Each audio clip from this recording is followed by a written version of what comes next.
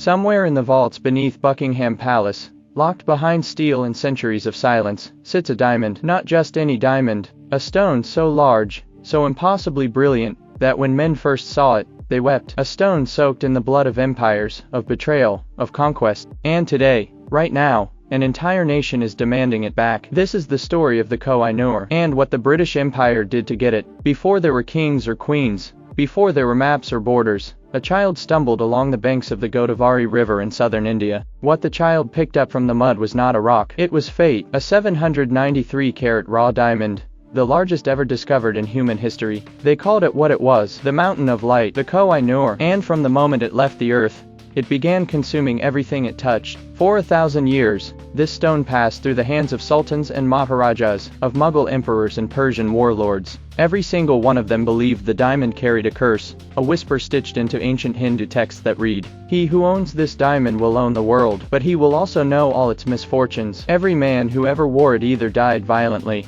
lost his throne, or watched his empire crumble. And yet, no man could ever let it go. By 1739, the diamond had reached its most terrifying owner. Nader Shah of Persia had already carved his way through the Mughal Empire, turning Delhi into a graveyard. 50,000 civilians massacred in a single afternoon, but he wanted the diamond above all else. The Mughal Emperor Muhammad Shah tried to hide it, sewn into the folds of his own turban. Nader Shah, cunning and ruthless, devised a plan so elegant it was almost beautiful. He invited Muhammad Shah to a feast. He raised a toast, and then, in the grandest tradition of Persian theater, suggested the two emperors exchange turbans as a symbol of brotherhood. Muhammad Shah had no choice, and when Nader Shah unwound that turban in private, and the diamond fell into his palm, he reportedly gasped, "Koh-i-Noor, the Mountain of Light." That was the first time the diamond had a name. Nader Shah was assassinated 8 years later. His own grandson gouged out his eyes before killing him. The diamond moved on. Then came 1813, and a 10-year-old boy named Ranjit Singh's worst nightmare, a child king inheriting a dying throne.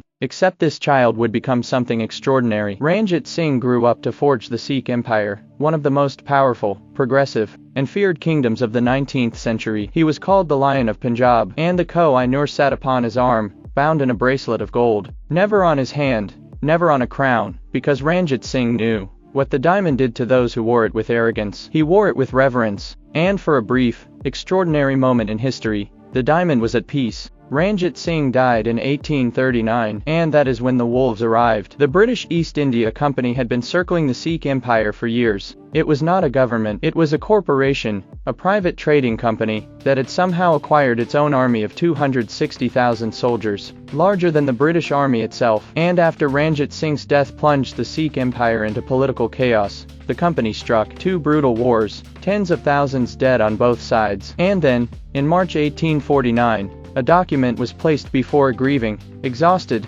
traumatized 10-year-old boy, Maharaja Duleep Singh, Ranjit Singh's youngest son, a child. He was told to sign. He did not fully understand what he was signing. That document was the Treaty of Lahore, and buried in its 3rd clause was a sentence that would echo through history, the gem called the Koh-i-Noor, which was taken from Shah Shuja ul Mulk by Maharaja Ranjit Singh, shall be surrendered by the Maharaja of Lahore to the Queen of England. Surrendered, that was the word they used. The 10-year-old signed. The diamond was boxed up, and the most audacious theft in the history of colonial empire began its journey west. But here is what the official records don't tell you. The ship carrying the Koh-i-Noor to England nearly sank in a storm off Mauritius. The naval officer responsible for it got cholera and nearly died. The diamond was misplaced for 2 days during transit, and when it finally arrived in London, it was handed over in a private ceremony with barely a witness. Queen Victoria received it, held it up to the light, and reportedly said it was disappointing, because the diamond, still uncut in its Indian style, had a depth and glow that European eyes did not understand. So they did what colonizers always do with things they don't understand. They changed it. Prince Albert ordered the diamond recut by a Dutch jeweler, a process that took 38 days,